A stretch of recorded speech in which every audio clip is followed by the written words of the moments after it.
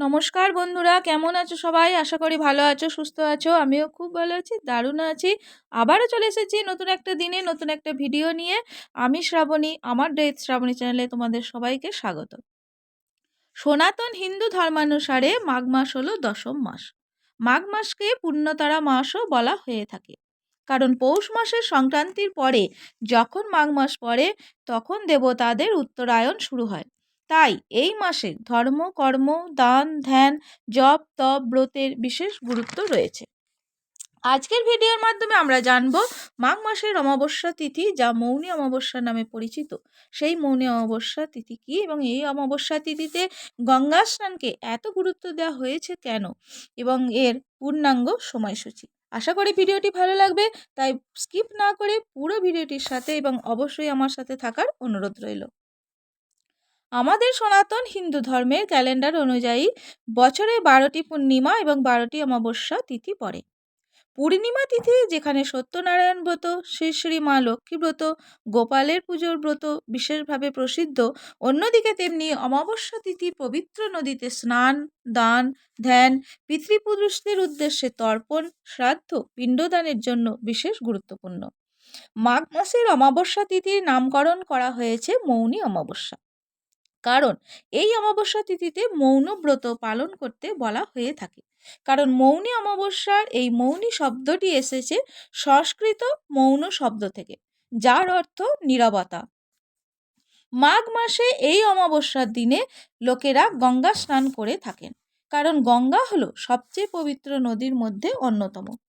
বিশ্বাস করা হয়ে থাকে এই দিন গঙ্গা স্নান করলে অমৃত স্নানের ফল পাওয়া যায় এবং মানুষ জন্ম মৃত্যু চক্র থেকে মোক্ষ লাভে যেতে পারে।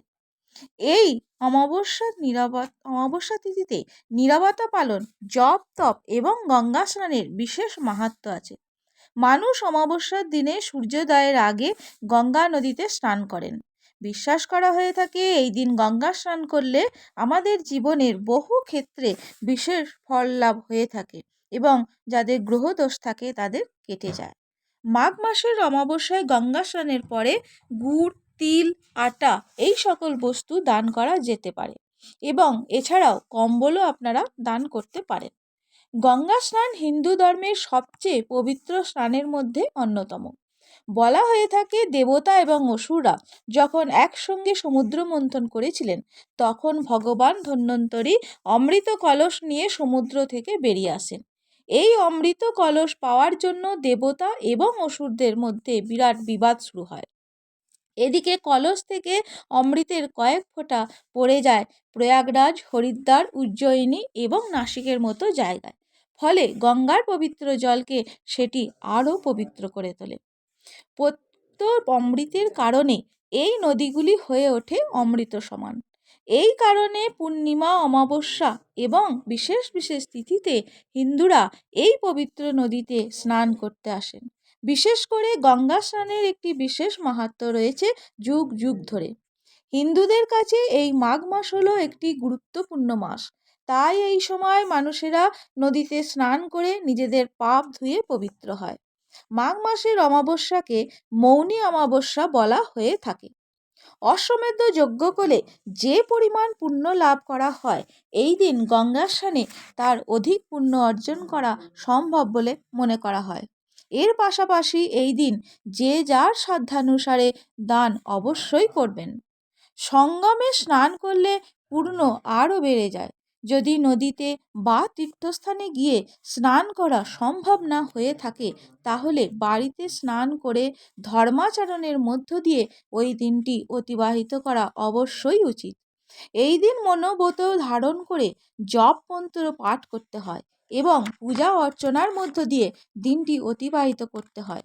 এতে চিত্তশুদ্ধি হয় এবং এর পাশাপাশি আত্মার সঙ্গে পরমাত্মার মিলনের পথ প্রশস্ত হয়।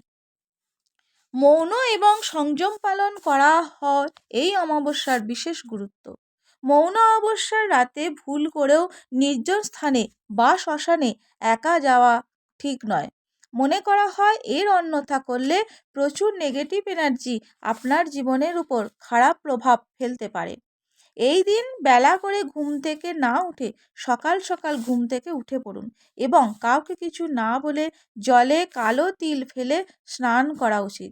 এরপর সূর্যদেবের উদ্দেশ্যে অবশ্যই জল দিন।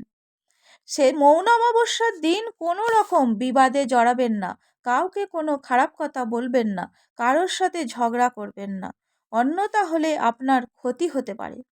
পূর্বপুরুষদের আশীর্বাদ থেকে বঞ্চিত হতে পারেন বলে মনে করা হয় এবং তাদের উদ্দেশ্যে যদি পারেন তাহলে দান ধ্যান করুন। অশ্বত্থ গাছে পূজা করলে নাকি এই দিন অনেক মঙ্গল হয় বলে মনে করা হয়, কিন্তু কথিত আছে যে শনিবার ছাড়া অন্য দিন এই গাছকে ছোঁয়া অশুভ বলে মনে করা হয়। তাই পূজা করলে অবশ্যই এই গাছকে স্পর্শ করবেন না। মনে করা হয় মৌনী অমাবস্যা তিথিতে নাকি দেবতারা স্বর্গ থেকে নেমে এসে পুণ্য স্নান করেন গঙ্গা, যমুনা, সরস্বতী ত্রিবেণী সঙ্গমে। হিন্দু শাস্ত্রানুসারে শুদ্ধাচার করলে এই দিন কর্মফল থেকে মুক্তি পাওয়া যায়। সেই জন্য হিন্দু ধর্মাবলম্বী মানুষেরা এই দিন স্নান করে থাকেন তাদের মুক্তি পাওয়ার আশায় বা পুণ্য লাভের আশায়।